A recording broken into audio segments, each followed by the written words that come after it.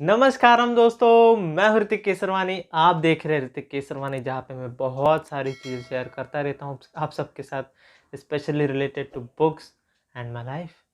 तो आज के इस वीडियो का टॉपिक है why to read books, why you should start reading books. अब देखिए, इससे रिलेटेड बहुत सारे वीडियोस मिल जाएंगे आपको यूट्यूब पे, जो कि आपको बताएंगे कि कैसे आपको नए नए वर्ड्स सीखने को मिलते हैं ये बुक्स रीडिंग करने से। लेकिन मैं थोड़ा अलग तरीके से बताऊंगा आपको, और भी पॉइंट्स बताऊंगा, बेनिफिट्स बताऊंगा रीडिंग के। बुक्स रीडिंग के है एक्चुअली, रीडिंग के नहीं, बुक्स रीडिंग के, क्योंकि आजकल लोग स्क्रीन पे भी बहुत ज़्यादा आर्टिकल्स पढ़ते हैं, बहुत कुछ पढ़ते हैं, क्योंकि आजकल बहुत ज़्यादा टाइम हमारा स्क्रीन पे ही जाता है। तो सबसे पहला तो बेनिफिट यही है कि अगर आप फिज़िकल बुक्स लेते हो, किंडल पे नहीं, फिज़िकल बुक्स, बुक के फॉर्म में, पेजेस के फॉर्म में अगर आप पढ़ते हो, तो वो तो सबसे पहले आपको स्क्रीन से दूर रखेगा। कोई भी तरह की स्क्रीन हो, मोबाइल स्क्रीन हो, टीवी की हो, लैपटॉप की हो, क्योंकि हमारा स्क्रीन टाइम बहुत बढ़ चुका है। आजकल तो बच्चे भी मोबाइल पे ही खेलते हैं। मैं खुद मोबाइल पे अभी WCC2 खेलता हूँ एज एन एंटरटेनमेंट, क्योंकि आपको पता है कि मेरे साथ क्या हुआ है अभी। थोड़ा फिजिकली भी क्रिकेट खेल नहीं पाता हूँ, तो मोबाइल पे ही खेल लेता हूँ। लेकिन मैं सच ही बोल रहा हूँ, स्क्रीन टाइमिंग से हमारे ब्रेन पे बहुत अफेक्ट पड़ता है। इफेक्ट नहीं, affect is a long term thing, effect is short term. Affect होता है। आप खेल के देखिए कभी गेम मोबाइल पे, जैसे आप पबजी खेलते ही होंगे, पहले सभी ने खेला ही होगा, मुझे तो पता ही है। मैंने भी खुद खेला है, लेकिन घंटों भर नहीं खेला, आधे घंटे 15-20 मिनट बस। और वो खेलने के बाद ना दिमाग थोड़ा सा थक जाता है, पता नहीं क्यों। और आंखें भी थोड़ी सी दर्द करने लगती, थोड़ी सी मसल्स जो आंखें यहाँ की दर्द करने लगते। तो सबसे पहले तो ये बेनिफिट है, अगर आप फिजिकल फॉर्म में खरीदते हैं बुक। मुझे पता है कि फिजिकल फॉर्म में बुक्स महंगे आते हैं, थोड़ी 30-40 रुपए का फ़र्क आता है। अगर आप किंडल पे वही बुक खरीदेंगे तो वो सस्ती पड़ेंगे, लेकिन वो स्क्रीन पे पढ़ने को मिलेगी आपको, एंड वो मज़ा नहीं है स्क्रीन पे। है मैं मज़ा नहीं आता यार, सही बोल रहा हूँ। मैंने काफ़ी बुक्स फिजिकल फॉर्म में खरीदी है स्टार्टिंग में। अभी अभी मैंने थोड़ा किंडल पे शुरू किया है, क्योंकि आपको पता है कि अभी सिचुएशन क्या चल रही है मेरे घर में। अगर आपको नहीं पता है तो डिस्क्रिप्शन में आपको वो गाना मिल जाएगा, जिसकी वजह से मैं थोड़ा मनी सेव करने में लगा हुआ हूँ, तो किंडल पे पढ़ता हूँ ज़्यादातर।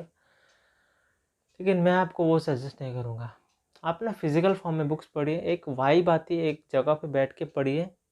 आपको आपका दिमाग भी शांत रहेगा, एंड आपको थकावट भी ज़्यादा नहीं होगी आपके दिमाग की। अगर वैसे तो आप बैठ के ही पढ़ रहे हो तो बॉडी में तो कोई थकावट होगी नहीं, लेकिन दिमाग थोड़ा सा थक सकता है, क्योंकि आप रीडिंग कर रहे हो देख के, थोड़ा सा। लेकिन मज़ा अलग आता है उसमें। हालाँकि ये जो स्क्रीन पे जो पढ़ना होता है, वो उसमें ज़्यादा मज़ा नहीं आता। वो ठीक है। अब दूसरा बेनिफिट ये है दोस्तों, कि बुक्स आपको एंटरटेन भी करते हैं अप टू सम एक्सटेंट, क्योंकि देखिए नॉन फिक्शन थोड़ा कम एंटरटेन करेंगे, लेकिन ऑथर्स भी चाहते हैं कि भाई रीडर्स लास्ट तक उनकी बुक पढ़ें, तो वो थोड़ा एंटरटेनमेंट डालते रहते हैं। स्पेशली सदगुरु की बुक, कर्मा बुक, उस पर भी काफ़ी एंटरटेनमेंट है।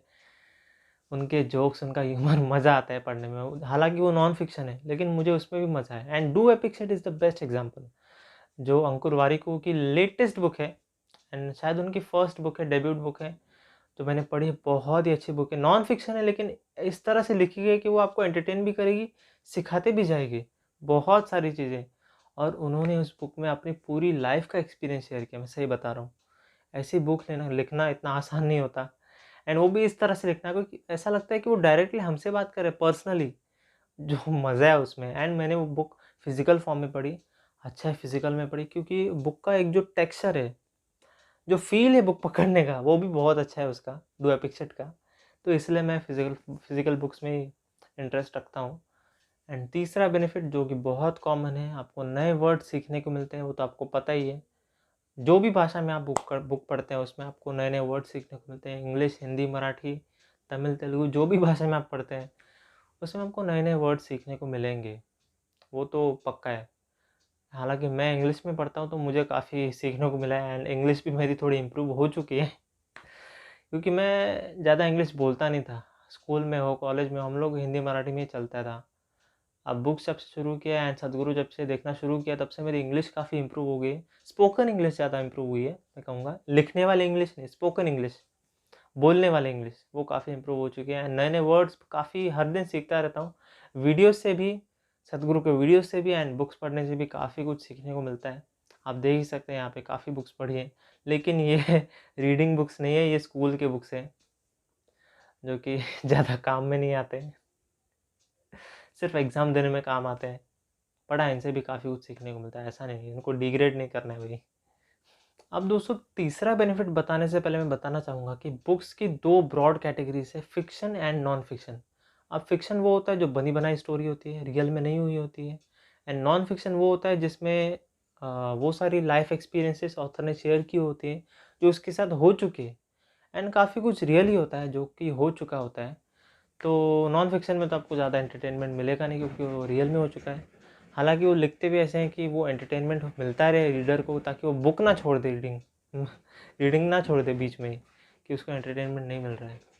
क्योंकि ज़्यादातर लोग एंटरटेनमेंट ही सीख करते हैं आजकल।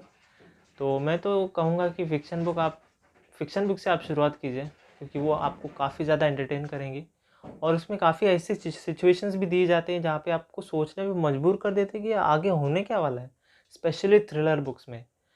एंड फिक्शन बुक्स में आपको काफ़ी सीखने को मिलता है, क्योंकि उसमें ज़्यादातर सिचुएशंस ही होती हैं जो क्रिएट की जाती है बाय ऑथर, एंड आपको सोचने पे मजबूर करती है कि अगर मैं होता तो मैं क्या करता।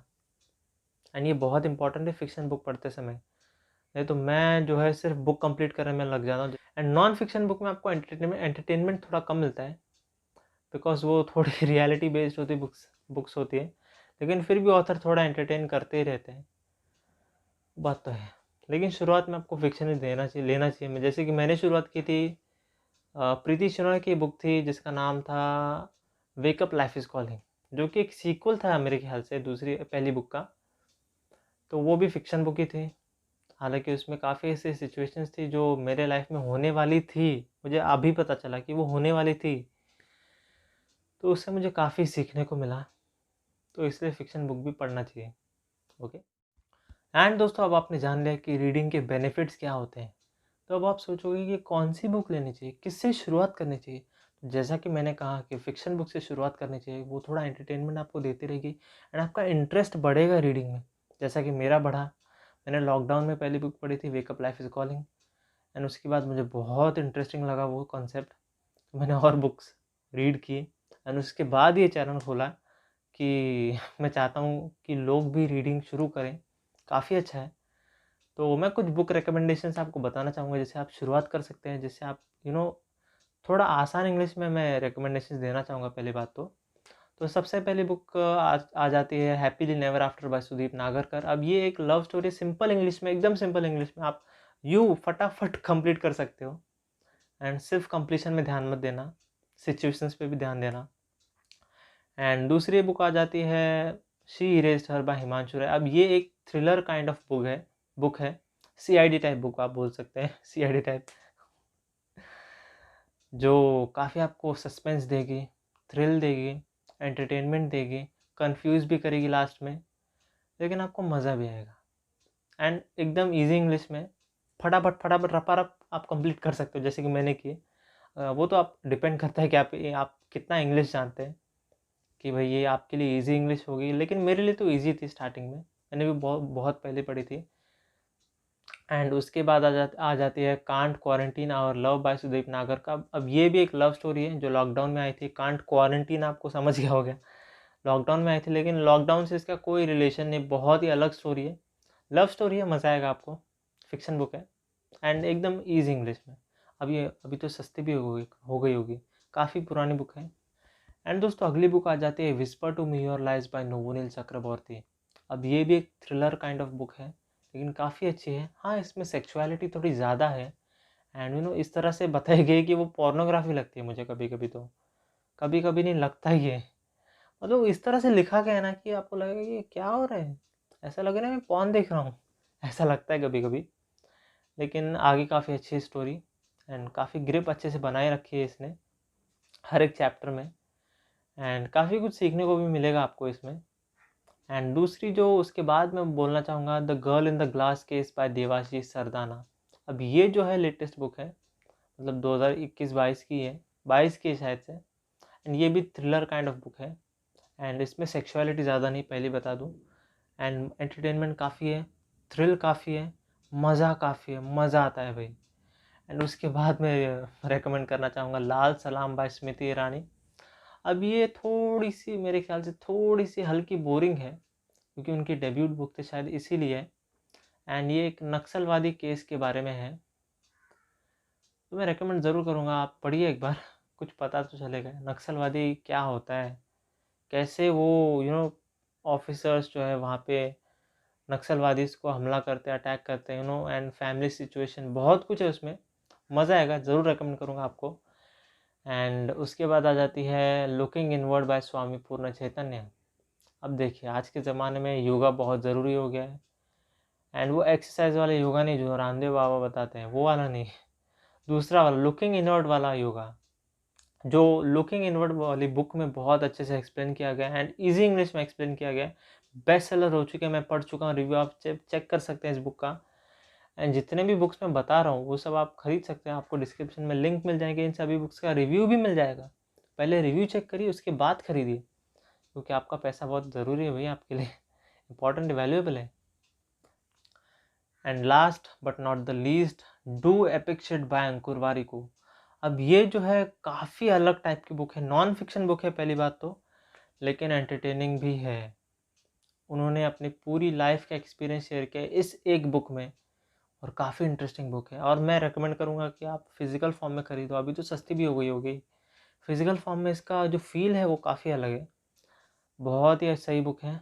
एंड बहुत कुछ सीखने को मिला आपको मनी के बारे में, फाइनेंस, पर्सनल फाइनेंस, रिलेशनशिप्स, बहुत कुछ है, सब कुछ शेयर किया, उनका बिजनेस कैसे फ्लॉप हुआ, बहुत कुछ है यार, ज़रूर रेकमेंड करूँगा पढ़ना। लेकिन सबसे पहले लुकिंग इनवर्ड पढ़ना, उसके बाद ये पढ़ना। एंड सबसे लुकिंग इनवर्ड से पहले भी फिक्शन पहले पढ़ना, क्योंकि नहीं तो आप रीडिंग छोड़ दोगे, ऐसा नहीं करना, पहले फिक्शन पढ़ना उसके बाद इस पे आना। Do read what you love first, तो नहीं तो आपका इंटरेस्ट निकल गया तो आप रीडिंग ही छोड़ दोगे, फिर से आप मोबाइल पे ही देखोगे मूवीज़, सीरीज़, वही सब, स्क्रीन टाइम, जिससे स्क्रीन टाइम बहुत ज़्यादा बढ़ जाता है, और जो कि मैं नहीं चाहता।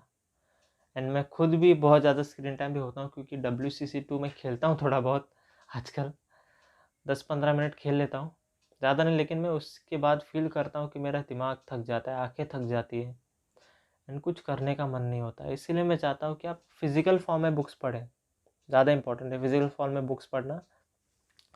एंड लास्टली मैं कर्मा बुक भी ज़रूर रेकमेंड करूँगा, मैं भूल गया, कर्मा बुक बाय सद्गुरु, बहुत इम्पॉर्टेंट है। आजकल कर्मा वर्ड बहुत यूज़ होता है इंडिया में भी बाहर भी, लेकिन कर्मा वर्ड का असली अर्थ हमको नहीं पता है, जो कि उस बुक में बताया गया है। हम क्या सोचते हैं ये अब कर्मा बुक जो है, मतलब कर्मा जो है वो अपना अकाउंट्स है जो ऊपर वाला संभाल रहा है, लेकिन ऐसा नहीं है। मतलब आपने कुछ गलत कर दिया तो आपके साथ गलत ही होगा, ऐसा नहीं होता है कर्मा, ऐसे वर्क नहीं करता है। कर्मा एक बहुत ही अलग कंसेप्ट है, बहुत ही इंपॉर्टेंट कंसेप्ट है, जिसकी वजह से आप जिंदा हो अभी, वो आपको बुक पढ़ने के बाद ही पता चलेगा।